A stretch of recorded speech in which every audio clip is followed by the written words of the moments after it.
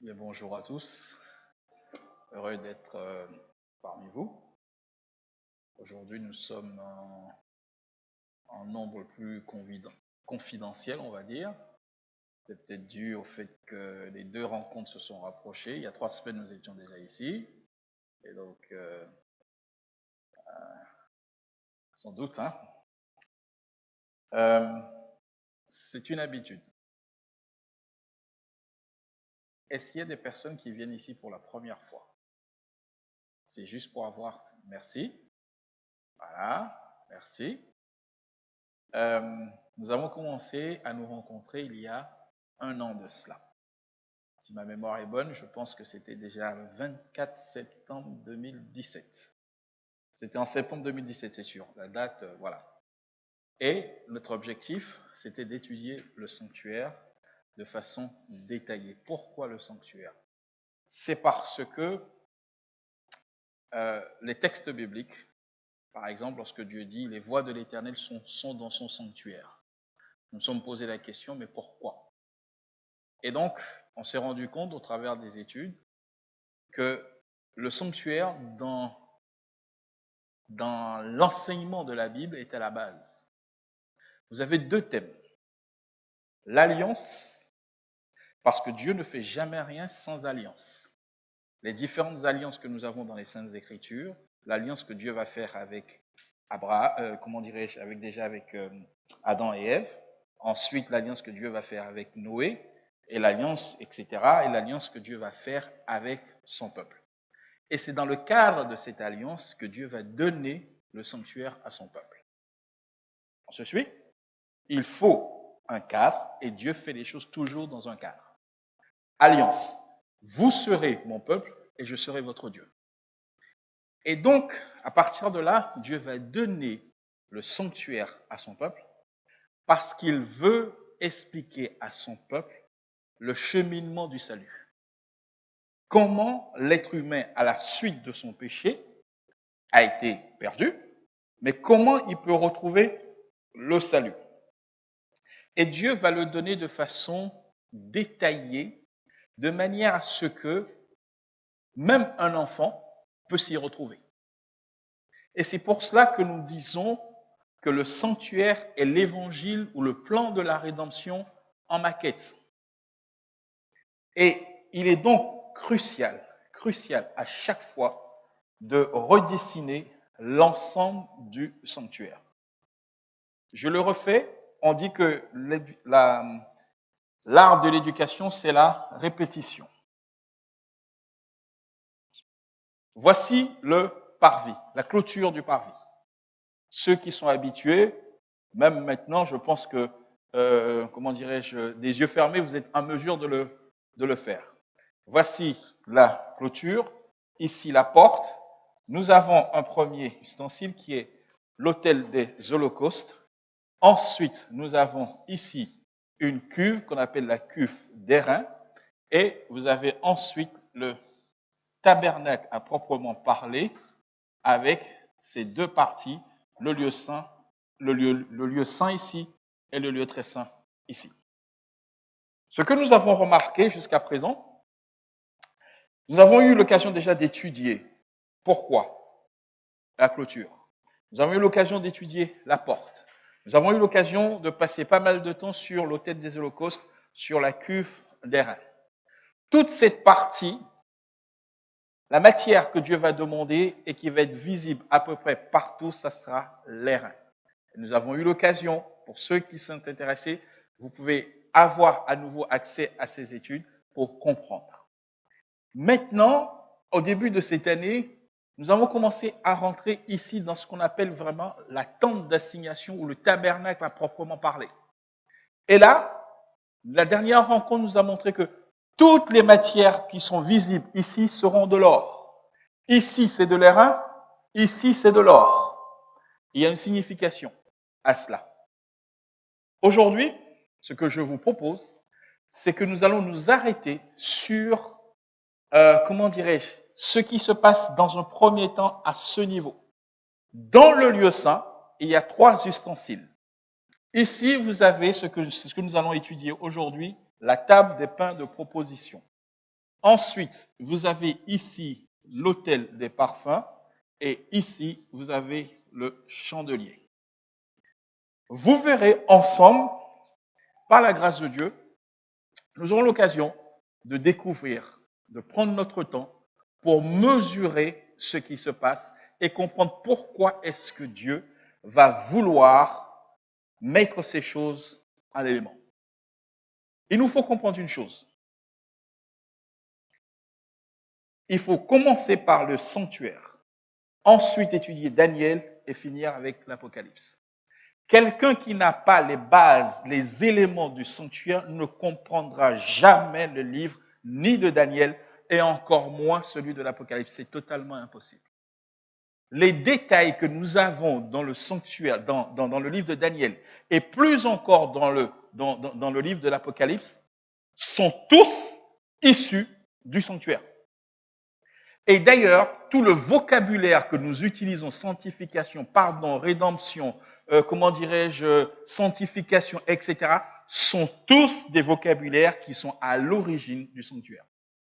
Sacrificateur, quel nom que je peux utiliser? Tout le vocabulaire que vous et moi nous utilisons au quotidien sont des vocabulaires issus du sanctuaire. C'est comme si, mes amis, on voulait apprendre à quelqu'un à lire alors qu'il ne connaît pas l'alphabet. Et je pense que beaucoup d'entre nous, nous avons fait cette erreur. Le sanctuaire, l'élément et l'étude du sanctuaire est la base de la compréhension des Saintes Écritures. Cette introduction faite, je vous propose maintenant, nous avons vu ensemble déjà la dernière fois ce qui se passe ici. Est-ce que quelqu'un peut me rappeler brièvement, ça représente ici, là. Alors attendez, je vais changer de couleur.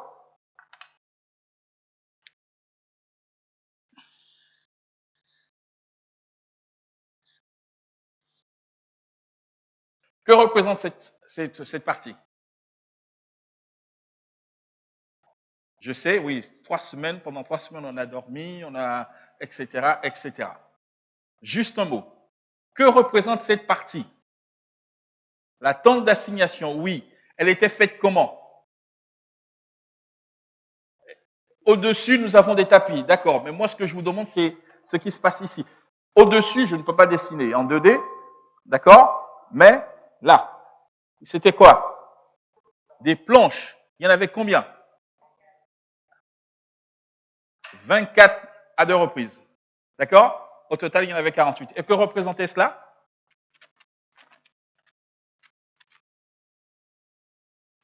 On ne se souvient pas.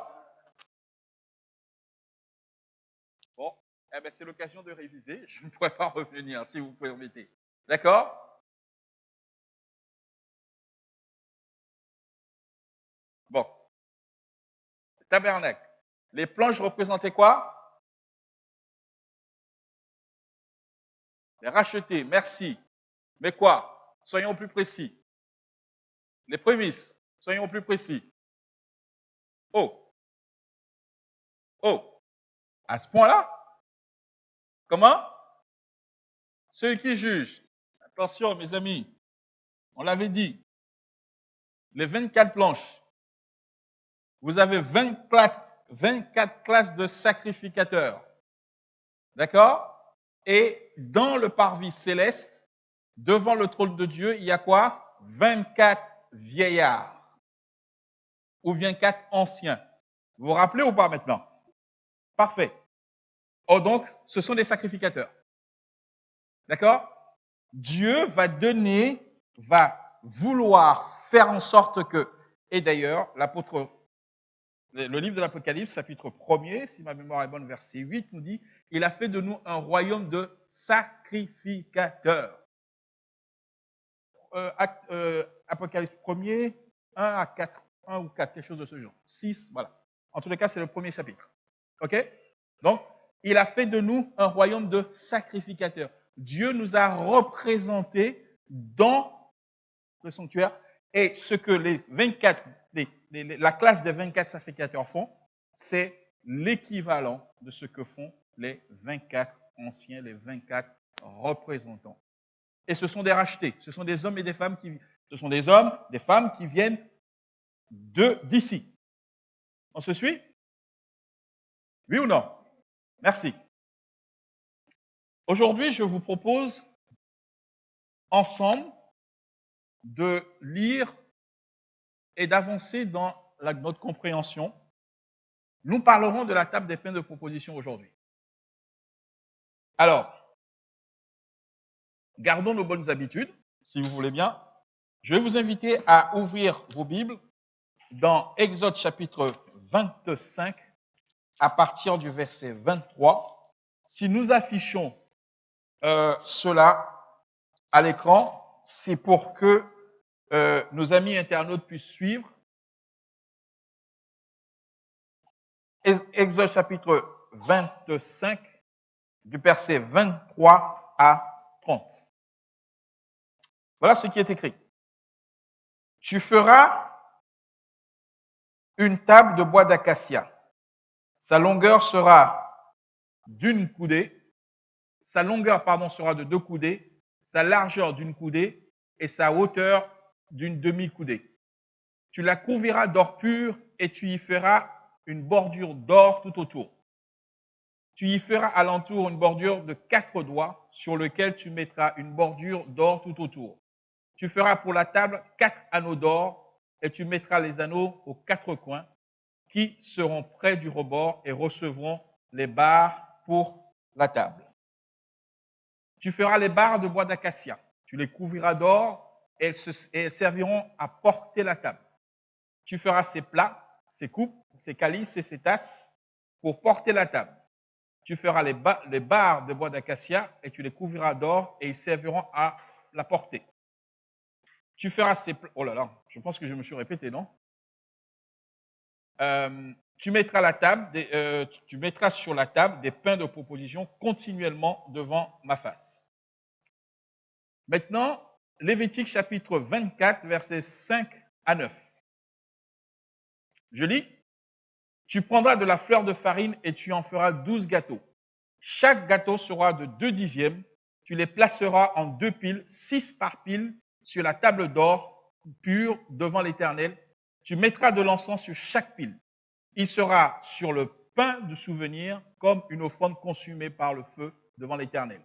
Tu mettras de l'encens sur chaque pile, sur la table d'or pur devant l'Éternel. Chaque jour de sabbat, on changera ces pains devant l'Éternel. Comment?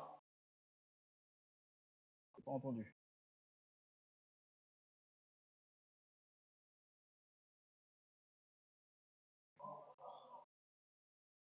Ranger, oui.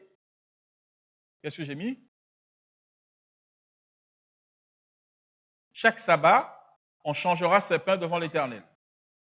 On rangera ses pains devant l'Éternel. Donc, c'est une question de traduction. On viendra sur les différences. D'accord. OK. Continue. Chaque jour de sabbat, on changera ses pains. On changera ses pains devant l'Éternel continuellement. C'est une alliance perpétuelle qu'observeront les enfants d'Israël. Ils appartiendront à Aaron et à ses fils. Ils les mangeront dans un lieu saint, car ce sera pour eux une chose très sainte. Une part des offrandes consumées par le feu devant l'Éternel, c'est une loi perpétuelle. Nous avons donc ces 2 textes qui vont nous servir de base aujourd'hui. Vous et moi, si on nous pose la question, nous savons plus ou moins ce que c'est qu'une table. Nous savons plus ou moins ce que c'est que du pain. D'accord? Mais par contre, lorsqu'on rajoute table des pains de proposition, là, il faut un éclaircissement, n'est-ce pas? Parce que je ne sais pas ce que c'est. Table, on voit. Pain, on voit.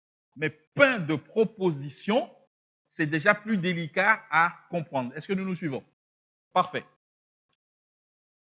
Lévitique chapitre 24, verset 6 nous dit, c'est-à-dire dans un lieu saint, d'où on l'appelle la table de la présence. Peut-être que ça va déjà un peu plus mieux nous parler. Cette expression table, pain des propositions, nous pouvons le traduire par table de la présence. Comme par exemple dans Nombre 4, verset 7. Et appeler le pain de présence. Les versets que vous avez ici, Exode 25, verset 30, 35, 13 et 39, 16, nous y invitent. L'expression pain de proposition vient d'une traduction qu'on appelle la traduction de la Vulgate. Est-ce que quelqu'un a déjà entendu parler de la traduction Vulgate? Il y a différents types de traductions et c'est l'une des plus anciennes, c'est-à-dire lorsqu'on a traduit de l'hébreu vers le latin. D'accord? Voilà, je parle. Bon, ok, c'est comme ça. Cette traduction date du, je crois que c'est du 4e siècle ou quelque chose, mais elle est déjà très vieille. D'accord? Aujourd'hui, cela ne nous parle pas, parce que nous avons 8 secondes, certains qui lisent l'anglais, la King James, etc. Mais sachez que les premiers chrétiens avaient la Vulgate comme traduction. D'accord? Ok. C'est de là que cette expression-là vient proposition, pain de proposition. Et c'est à la fois dans traduction et Martin Luther, donc le réformateur, va reprendre cette expression-là dans son, comment dirais-je, dans ses explications. Mais cette expression pain de proposition ne représente pas correctement le nom en hébreu. L'utilisation du mot cache amplement l'expression hébraïque qui signifie littéralement pain mis en ordre. On se suit?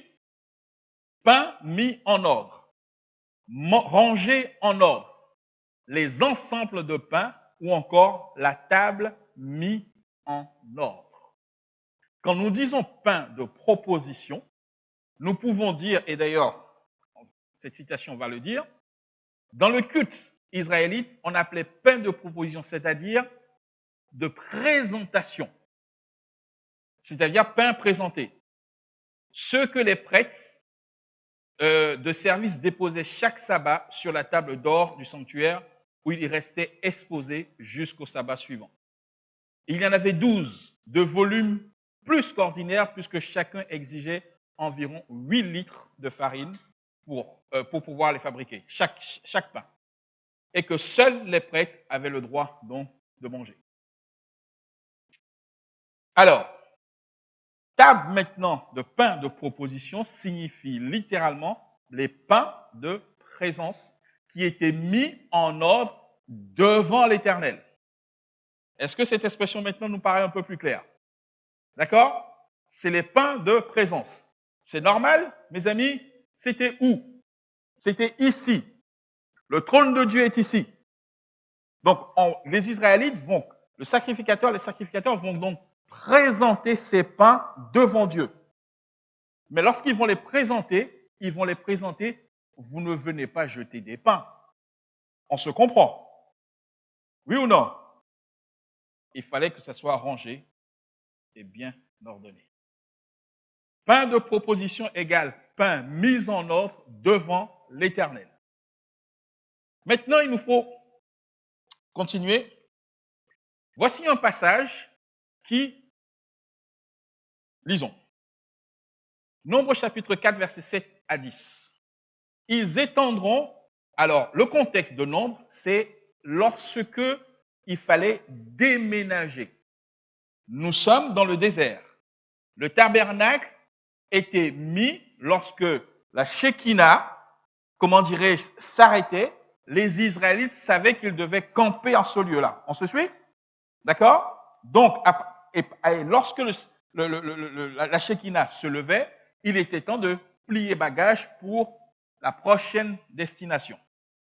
Lorsqu'il fallait maintenant partir, Dieu avait fait en sorte que on ne ramasse pas les choses comme cela, etc., etc. Il y avait un ordre dans lequel il fallait le faire. Ce sont des choses sacrées. Il fallait le faire avec méthode. Il fallait le faire parce que ces objets-là ne pouvaient pas être manipulés n'importe comment. Pas, et surtout merci, et pas par n'importe qui. Merci beaucoup de cette précision. D'accord. Et donc, Dieu va donner aux Israélites comment déballer et comment emballer chaque élément. Je répète, pas par n'importe qui et pas de n'importe quelle manière. Et alors, voilà donc ce qu'il nous dit. Je me prends ici uniquement ce qui concerne notre sujet d'aujourd'hui, c'est-à-dire la table de pain des propositions. Voilà ce qu'il est dit. Ils étendront un drap bleu sur la table des pains de proposition. Et ils mettront dessus les plats, les coupes, les tasses et les calices pour la libération. Le pain y sera toujours. Je ne sais pas si on se suit. Lorsque les Israélites partaient et ils étaient en train de marcher, etc., dans leur pèlerination du désert, même emballé, le pain devait rester sur la table des pains de proposition. Est-ce qu'on se suit? Même emballé. Comment? Même quand on déménage, il fallait que le pain y reste. Nous verrons, je l'espère, par la grâce de Dieu, pourquoi. Ils étendront sur ces choses un drap cramoisi et ils l'envelopperont d'une couverture de peau de dauphin et ils la placeront et puis ils placeront les barres de la table. Ils prendront un drap bleu, ils la couvriront. Et donc ici, je continue juste, ils couvriront le chandelier, ses lampes, ses mouchettes, etc. Tout simplement pour nous dire que tout ce que Dieu va donner aux Israélites ne pouvait pas être démonté n'importe comment et pas par n'importe qui. Il fallait avoir un mandat pour cela. D'accord? Ok. Alors, qu'est-ce que nous avons? Nous avons donc une table. Au bord de cette table, nous avons des rebords. La table est en or. Il y avait dessus des pains sans levain. Et les pains étaient mis sur 2 piles de 6. Alors, bien évidemment, on fait un calcul, ça fait 12. D'accord? Mais j'aimerais vous attirer votre attention que le texte ne dit pas 12. Le texte dit tu les mettras en 2 piles de 6. Il y avait de l'encens et ces pains devaient être renouvelés chaque sabbat. Ensuite, le texte va nous préciser et que seuls les sacrificateurs peuvent manger dans un lieu saint. Ensuite, le texte nous dit que c'est une chose très sainte. Le lieu dans lequel on le mange est un lieu saint, mais ce que vous mangez est quelque chose de très saint. Et ensuite, la table des pains de proposition était placée du côté septentrional. C'est-à-dire, quand vous rentrez, la table devait être mise ici, en face, le chandelier, et à côté du voile, au milieu, l'autel des parfums. Nous verrons si tous ces éléments ont une signification pour nous. Première chose, la classification ici n'est peut-être pas complète. Et si jamais il y a encore des éléments, on ne sait jamais, il a fallu comment dirais-je, faire avec, c'est ce que j'ai pu noter. Cependant, rien n'empêche que le texte puisse rajouter d'autres éléments qui mériteraient toute notre attention. Je sais, par exemple, que je n'ai pas parlé de la hauteur du, comment dirais-je, du mobilier. Mais la hauteur est marquée dans le texte. Vous vous souvenez? Une coudée et demie. Nous n'aurons pas, comment dirais-je, on verra bien. La matière, l'or. Je ne vais pas m'attarder là-dessus parce que nous l'avons vu la dernière fois. L'or représente quoi? L'or représente la foi. Tout ce qui est dans le lieu saint et dans le lieu très saint seront matérialisés en or et en or pur. Vous avez 2 catégories d'or. Soit c'était de l'or pur ou on nous disait que c'était de l'or battu. Ces 2 expressions méritent notre attention. De l'or pur ou de l'or battu. Si elle est battue, elle est forcément pure. Continuons. Ensuite, les rebords. Et c'est le premier élément que je vous propose d'étudier. Il me semble que j'avais une image. Bon, j'ai dû l'enlever. Cette table avait des rebords. Et que signifie, j'ai du mal à comprendre pourquoi j'ai omis l'image. Que signifient les rebords? Il est dit ceci, car l'Éternel sera ton assurance. Il préservera ton pied des embûches. Quelqu'un s'est dessiné, faute d'image. Dans l'image que j'avais, c'était vraiment, comment dirais-je, bien représenté. Je pose, quelqu'un s'est dessiné, non?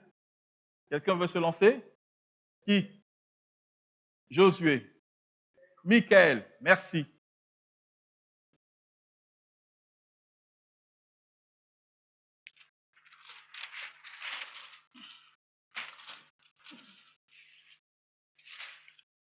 J'ai une image ici.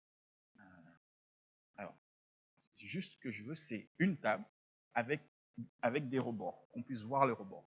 La partie sur les écrans. Hein? Comment? Des rebords. Je veux juste.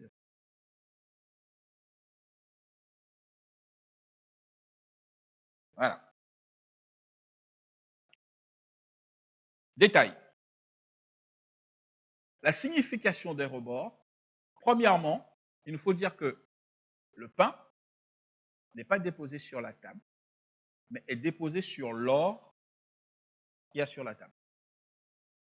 On se suit? Cette symbolique mérite toute notre attention.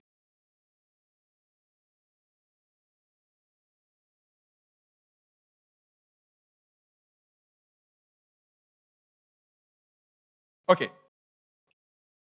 Je continue. Psaume 56, verset 14. Il est dit ceci, car tu as délivré mon âme de la mort et tu as garanti mes pieds de la chute afin que je marche devant Dieu. Et à la lumière, des vivants. Psaume 56, verset 14. Ensuite, Psaume 16, verset 1er nous dit, garde-moi, ô Dieu, car je cherche en toi mon refuge. Protège-moi, ne permets pas que je chute. Alors, on va faire avec.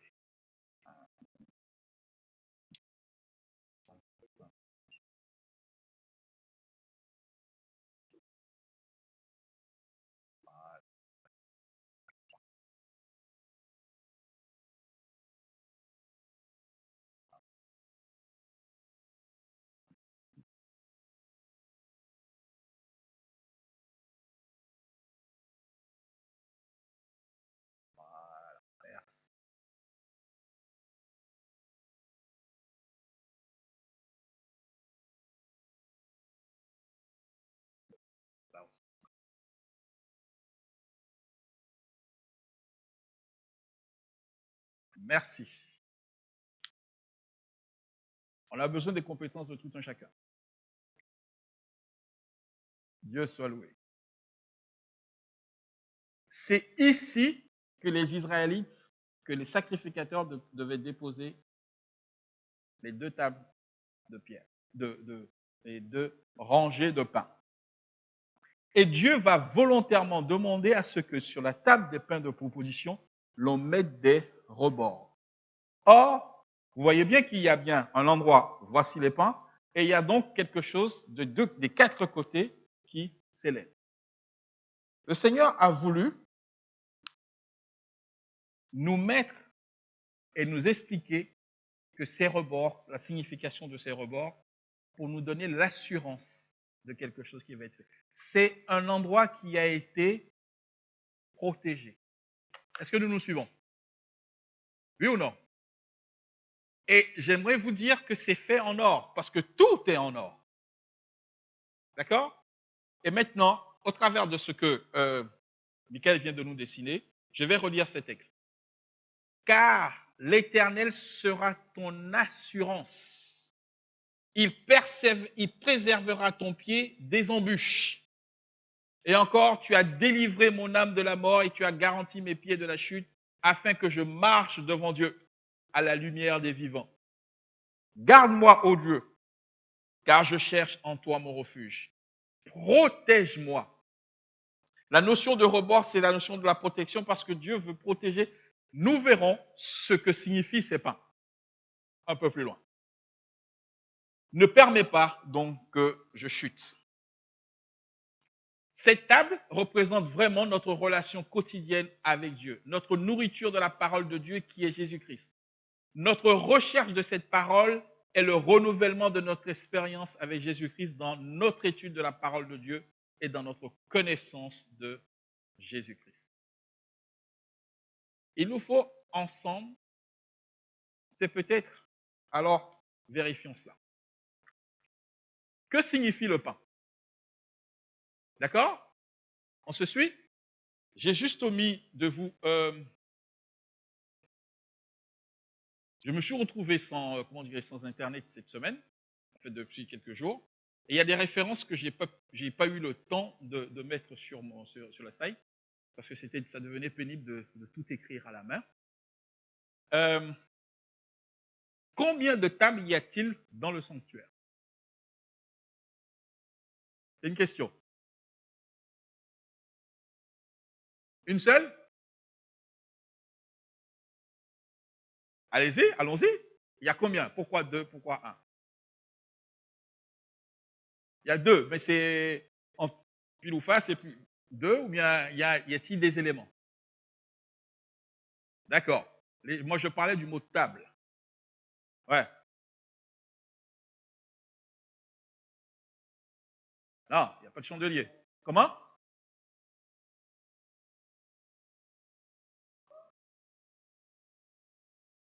Voilà. Bon, moi, je l'avais dit deux parce qu'on prendrait simplement, effectivement, c'est même plus juste, il y en a trois, puisqu'il y a déjà deux tables de la loi. Plus la table des peines de proposition, ça fait trois. J'avais mis, moi, j'aurais dit deux, parce que je ne faisais des tables de la loi un élément. D'accord? Non, non. Mais on a deux tables de la loi. Comment? La table. Je vous parle d'une table. Je ne vous parle pas avec 4 pieds ou pas, c'est la table. Le mot table. On se suit ou pas? D'accord? Il y en a 3. Si vous dites qu'il y en a 2, c'est aussi bon. Mais il y en a 3. OK. Parfait. Ce sont les deux tables. Nous allons faire un parallèle par la suite par rapport à ces deux choses. Que signifie la table? C'est sur la table que l'on mange, mes amis. On se suit? Parce que c'est marqué table.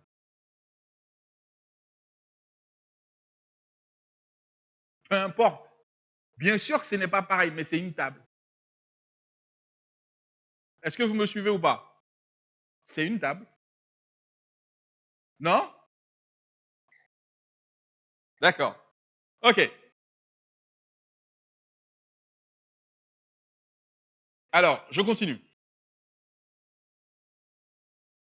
Zacharie chapitre 3, le verset 8 nous dit, « Écoute donc Josué, sacrificateur, toi et tes compagnons qui sont assis devant toi, car ce sont des hommes qui serviront de signe.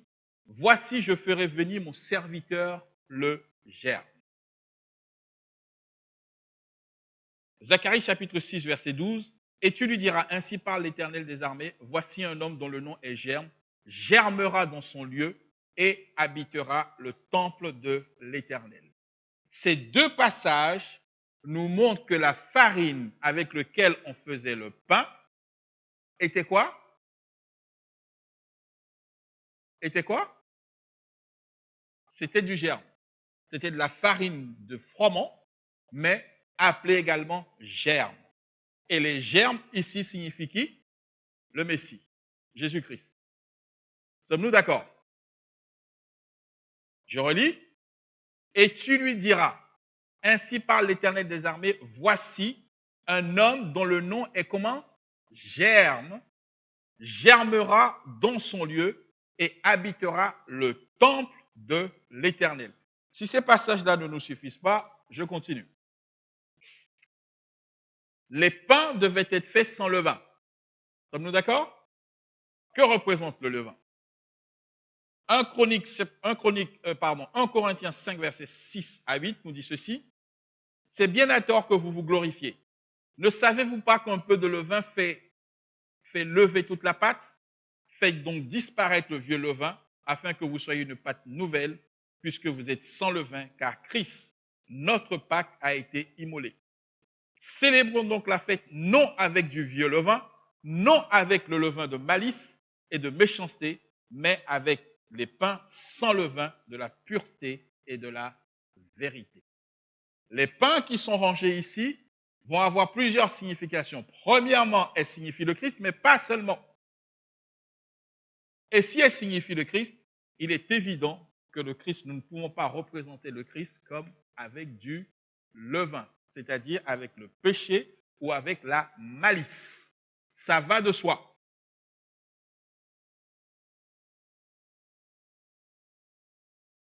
Pains sans levain sont donc l'image de la pureté, de la sainteté. Le levain représente le péché. Jésus leur dit, je suis le pain de vie. Celui qui vient à moi n'aura jamais faim et celui qui croit en moi n'aura jamais soif. Jean chapitre 6, le verset 35. Je suis le pain de vie. Vos pères ont mangé la manne dans le désert et ils sont morts. C'est ici le pain qui descend du ciel, afin que celui qui en mange ne meure point. Je suis le pain vivant qui est descendu du ciel. Si quelqu'un mange de ce pain, il vivra éternellement. C'est ici le pain que je donnerai, c'est ma chair et que je donnerai pour la vie du monde. Est-ce que maintenant nous voyons encore plus précisément que ces pains qui sont représentés ici représentent réellement la personne du Christ? Parce qu'il dit, je suis le pain de vie. Mais est-ce que c'est tout? Osée chapitre 7, verset 8 nous dit ceci. Éphraïm se mêle avec des peuples. Éphraïm est un gâteau. Et vous avez remarqué sans doute, expression gâteau et pain sont équivalents. D'accord? Éphraïm se mêle avec les peuples. Éphraïm est un gâteau qui n'a pas été retourné. Autrement dit, Éphraïm est un gâteau qui est mal cuit. On se suit? Éphraïm est un gâteau qui est mal cuit, donc Éphraïm est un gâteau immangeable. Qui d'entre nous peut manger un pain à moitié cuit? Ce n'est pas consommable. Chaque gâteau, donc maintenant, va représenter une tribu, mais aussi le Christ. Ces gâteaux symbolisent la sollicitude et nous verrons un peu plus en détail pourquoi. La sollicitude de Dieu envers son peuple qui est constamment sous son regard. Dieu veille quotidiennement sur chacun de nous. Ces pains marquent notre dépendance vis-à-vis de Dieu puisque c'est de lui que nous recevons notre nourriture matérielle. L'erreur que certains pourraient commettre, c'est de croire qu'ici, on ne parle que de choses spirituelles. Mais la vie n'est pas que spirituelle. Ou bien, tout est spirituel, même ce qui est, comment dirais-je, physique. Il n'y a pas d'un côté ce qui est spirituel et puis d'un autre côté ce qui est matériel. Dans la vie de l'enfant de Dieu, tout est spirituel. Tout est une grâce. 1 Corinthiens 10, versets 16 et 17 nous dit ceci. La coupe de bénédiction que nous bénissons n'est-elle pas la communion du sang du Christ? Le pain que nous rompons n'est-il pas la communion du corps du Christ? Puisqu'il y a un seul pain, nous qui sommes plusieurs, nous formons un seul corps, car nous participons tous à un même pain. Si nous devions parler de la Sainte Seine, qui est sur la table, qui est la table du Seigneur, c'est à partir de ce moment-là qu'il nous faut parler de la Sainte Seine. Sommes-nous d'accord que quand nous allons à la Sainte Seine, nous allons où ça? À la table du Seigneur. Alors, cette expérience nous emmène où? Nous met où dans le plan de la rédemption? Nous emmène dans le lieu saint. Est-ce que nous nous suivons?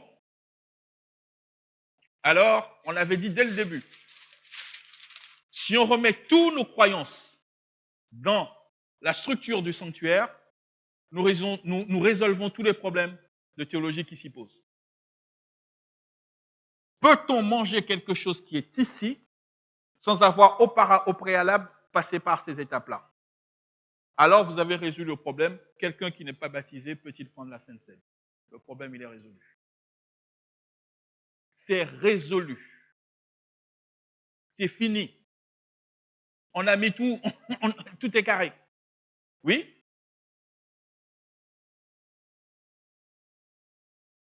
Remettez ça dans le sanctuaire. Il ne faut même pas polémiquer. Nous ne voulons pas polémiquer. La table du Seigneur se trouve où dans le sanctuaire? Là. Qui a accès à ici? Seuls les sacrificateurs. Comment un sacrificateur peut manger un truc comme ça s'il n'est pas sacrificateur? On est dans la folie. On est dans la pure folie. Laissons les hommes dire ce qu'ils veulent dire. Remettons simplement la chose à ce niveau-là. Et nous nous retrouvons compte. Et c'est pour cela qu'il est important de dire, même l'enfant comprend à partir de là. Même un enfant comprend ce qui va se passer. Et d'ailleurs, le texte nous a dit tout à l'heure que seuls les sacrificateurs pouvaient manger. Vous avez résolu le problème, mes amis. Vous avez résolu le problème.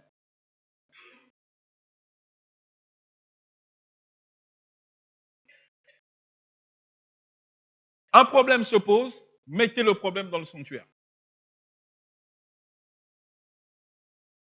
Est-ce que, je ne sais pas, est-ce que nous voyons l'utilité pourquoi Dieu nous a dit passer d'abord par là? Parce que je vais tout vous expliquer. Vous allez tout comprendre à partir de ce moment-là. Suivez mon plan.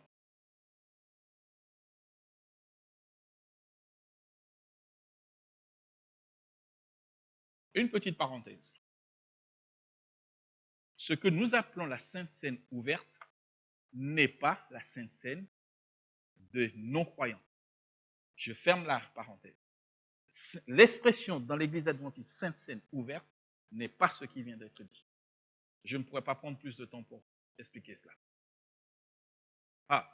Question-réponse, s'il te plaît, cet après-midi. D'accord? Retenez cela, Sainte Seine ouverte. OK? Ce n'est pas ce que... Alors, on continue. Sur ces 12 pains, on mettait de l'encens. Que signifie donc l'encens? Psaume 141, verset 2 nous dit ceci. Psaume 141, le verset 2. Que ma prière soit devant ta face comme l'encens et l'élévation de mes mains comme l'offrande du soir. Luc chapitre 1er, verset 8 à 10. Et je vais m'arrêter un instant sur ce. Or, pendant qu'il s'acquittait, il s'agit ici le père de Jean-Baptiste, Zacharie. Voilà. Or, pendant qu'il s'acquittait de ses fonctions devant Dieu, selon le tour de sa classe, il fut appelé par le sort d'après la règle du sacerdoce à entrer dans le temple du Seigneur pour offrir le parfum. Toute la multitude du peuple était dehors en prière à l'heure du parfum. Ce qui m'a interpellé dans ce passage, en fait, c'est de voir que Zacharie est sacrificateur, il est dans la classe des sacrificateurs, mais malgré cela, il faille faire un tirage au sort pour savoir qui allait officier. Or, le tirage au sort était dans la main de Dieu. C'est Dieu qui tirait au sort. Est-ce qu'on se suit? Donc, c'est Dieu qui dirigeait, qui désignait directement parmi la classe des sacrificateurs qui était à même de pouvoir le faire. Nous nous suivons ou pas? C'est-à-dire que ce peuple est totalement à la dépendance de Dieu. Ce n'était pas une question de titre. Même avec le titre, n'était pas digne, ça ne suffisait pas pour remplir la fonction. C'était encore Dieu qui désignait celui qui devait officier. Je suis ancienne ne veut pas dire que je suis à même le jour-là à officier. Vous me suivez ou pas? Être pasteur ne veut pas dire que je suis à même de pouvoir ce jour-là faire la prédication ou ce jour-là. Non, parce que Dieu connaît en réalité l'état spirituel de tout un chacun et c'est lui. Ça, c'est toi maintenant c'est à toi que j'appelle. Imaginons-nous un instant que c'est à nouveau le cas où Dieu a la main dans chaque aspect de son Église. C'est lui qui tire au sort, mes amis. Les titres, c'est une chose, mais les titres ne nous qualifient pas pour le service. Nous pouvons perdre un titre. Mais Dieu qui connaît notre cœur ne se trompe jamais. Jamais.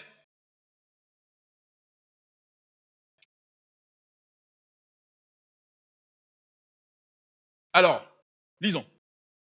Quand il eut pris le livre, les 4 êtres vivants et les 24 vieillards se prosternèrent devant l'agneau, tenant chacun une harpe et des coupes d'or remplies de parfums, qui sont la prière des saints.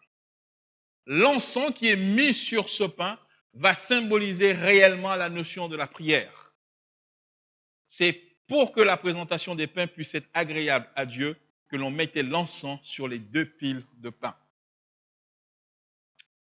Alors, ne vous inquiétez de rien, Philippiens 4, verset 6. Mais en toute chose, faites connaître vos besoins à Dieu par des prières et des supplications avec des actions de grâce. Et le texte, et la paix de Dieu qui surpasse toute intelligence gardera vos cœurs et vos pensées en Jésus-Christ. Matthieu 4, verset 4 nous dit ceci. Jésus répondit, il est écrit, l'homme ne vivra pas de pain seulement, mais de toute parole qui sort de la bouche de Dieu. Les pains représentent donc la parole de Dieu et l'encens représente les prières ou la prière. Mais par la communion avec Christ, nous devenons semblables à lui. Alors, en fait, ces pains représentent le Christ d'abord, mais représentent aussi le peuple de Dieu. Autrement dit, c'est à force de manger de ce pain, vous devenez le pain. On se suit?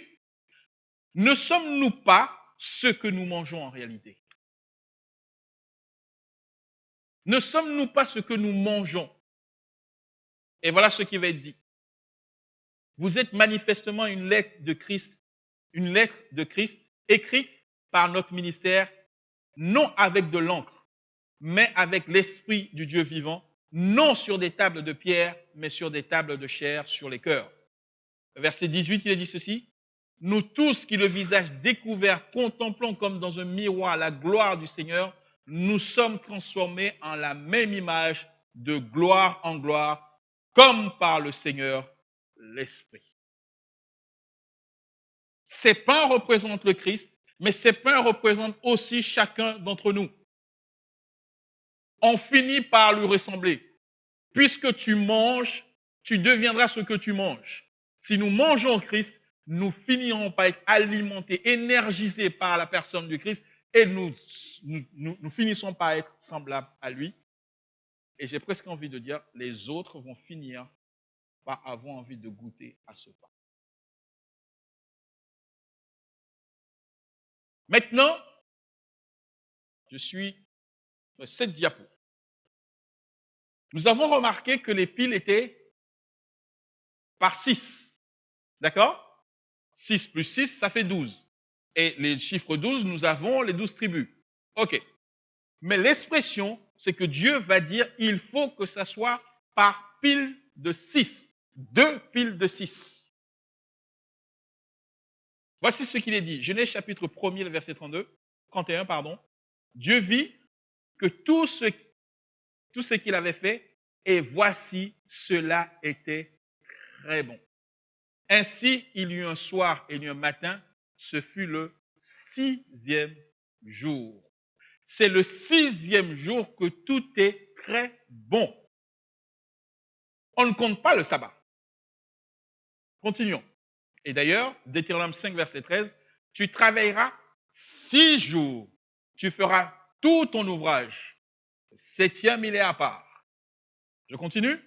Pendant 6 jours, tu feras tout ton ouvrage, mais le 7e jour, tu te reposeras afin que ton bœuf, ton âne ait du repos, afin que le fils de ton esclave et l'étranger ait du relâche. Ce texte m'a fait beaucoup de bien. Parce que dans Exode, chapitre 20, il n'est pas mentionné l'étranger. Dans le décalogue, il n'est pas mentionné l'étranger. Alors, la faille qu'ont trouvé certains juifs, vous savez ce que c'était? Comment? Puisqu'il n'est pas mentionné l'étranger, alors, eux, ils observent le sabbat, mais ils laissent leur magasin ouvert en faisant en sorte que l'étranger puisse y travailler et que leur épouse y travaille. Ah non, la loi Exode 20 ne nous dit pas, ni la femme, ni l'étranger. Vous voyez l'astuce? Comment? L'étranger, oui, mais la femme n'y était pas. Merci, voilà. Et donc, on avait trouvé là cette astuce. Mais ce texte bouge tout. C'est fini. L'étranger, il y a, comment dirais-je, l'esclave, ou comment dirais-je, l'épouse, tout le monde est inclus. Ici, c'est relâche pour tout le monde. Et pour les animaux, merci. D'accord? C'est relâche. Vous ne pouvez pas faire sabbat et faire travailler les autres. Ça ne marche pas devant Dieu. C'est que le pays doit être en repos. Continue. Pendant 6 années, tu ensemenceras ton champ. Pendant 6 années, tu tailleras ta vigne et tu en recueilleras le produit. Toutes les expressions que je cite ici, c'est le nom de 6. C'est pendant 6 jours qu'il faut faire tout son travail. C'est pendant 6 années qu'il faut faire telle chose. Je vous accorderai ma bénédiction la 6e année et elle donnera des produits pour 3 ans. Dieu va faire en sorte que si nous observons ce rituel de 6, c'est pendant 6 jours que tu vas travailler. Pendant 6 jours, tu mangeras des pains sans levain. Ici, nous sommes dans la fête des pains sans levain et là encore, la chose revient. Il y aura une assemblée solennelle en l'honneur de l'Éternel, ton Dieu, tu ne feras aucun ouvrage. Exode 6, 22, le 6e jour, ils ramassèrent une quantité double de nourriture, 2 homères pour chacun. Tous les principaux de l'assemblée vinrent le rapporter à Moïse et nous connaissons la suite. Que se passe-t-il? Les 6 ici que nous avons,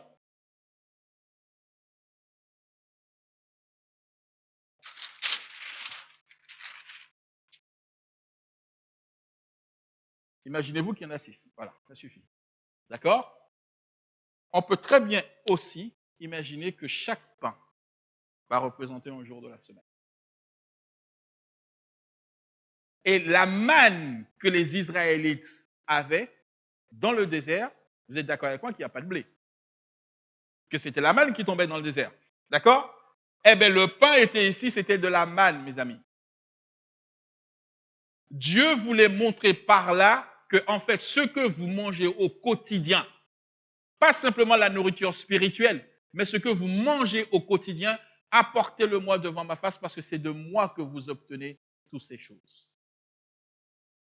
J'aime à penser que dans les temps de la fin, nous aurons l'occasion de vivre de telles expériences. Comment Dieu peut-il nourrir son peuple dans le désert? Il le peut parce qu'il est Dieu.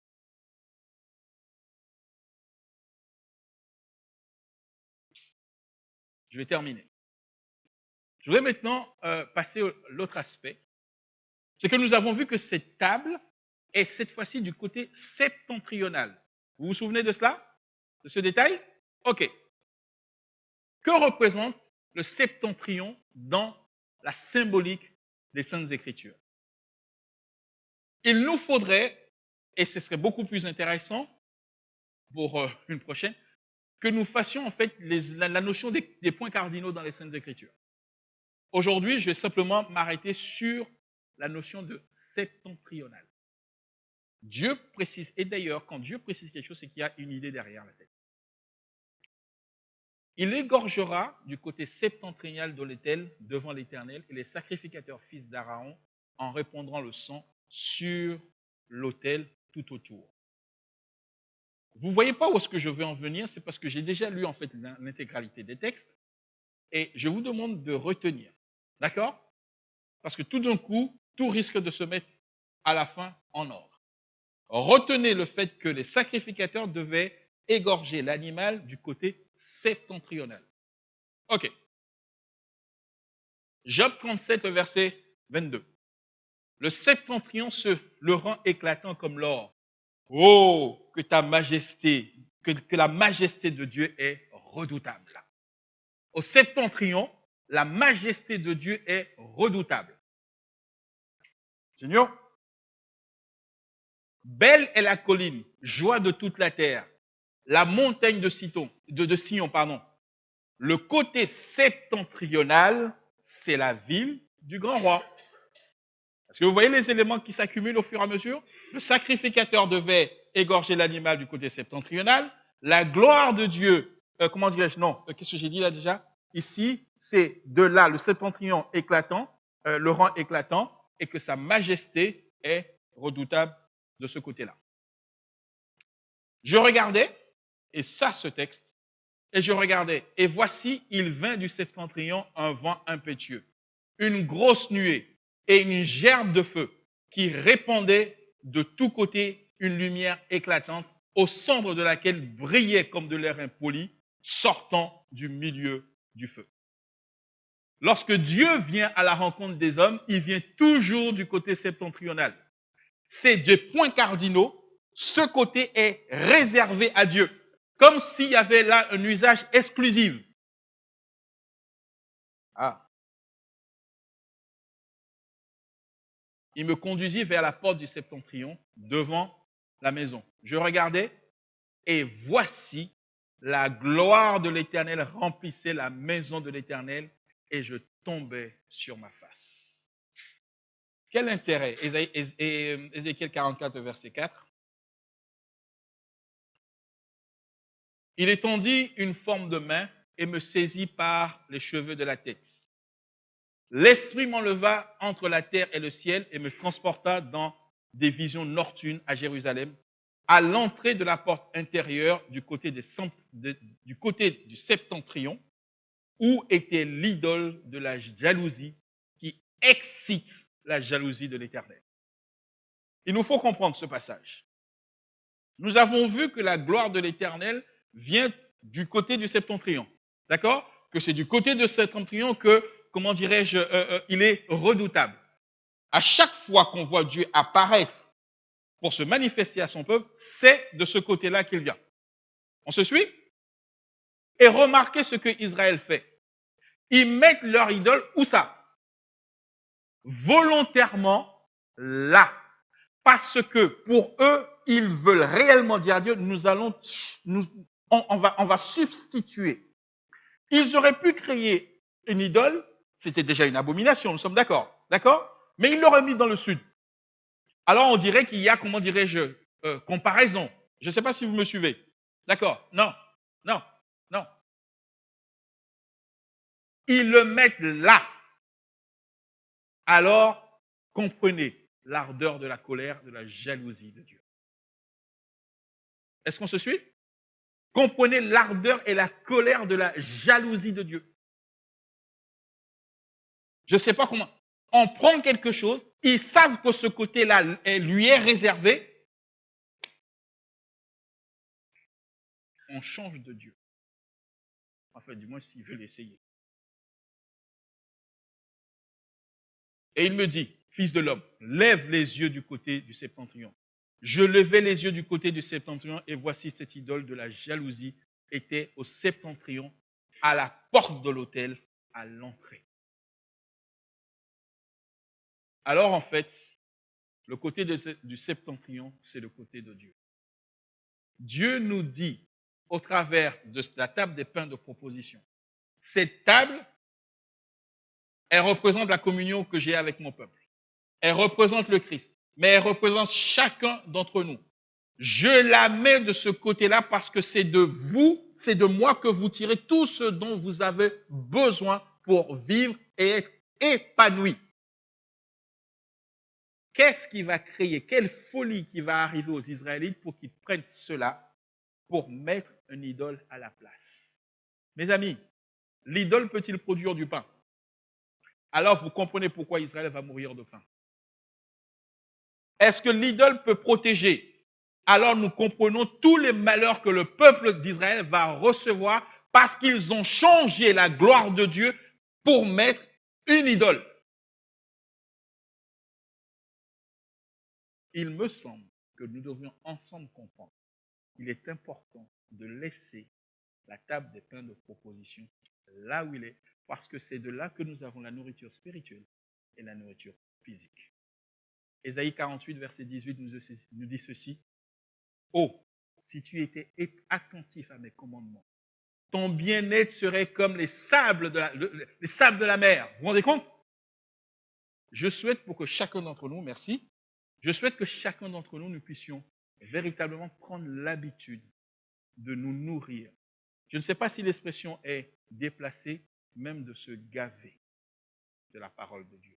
De se nourrir pleinement de ce pain, parce que c'est le pain de vie, c'est le pain de la protection, c'est le pain de la sollicitude que Dieu propose à son peuple. Amen.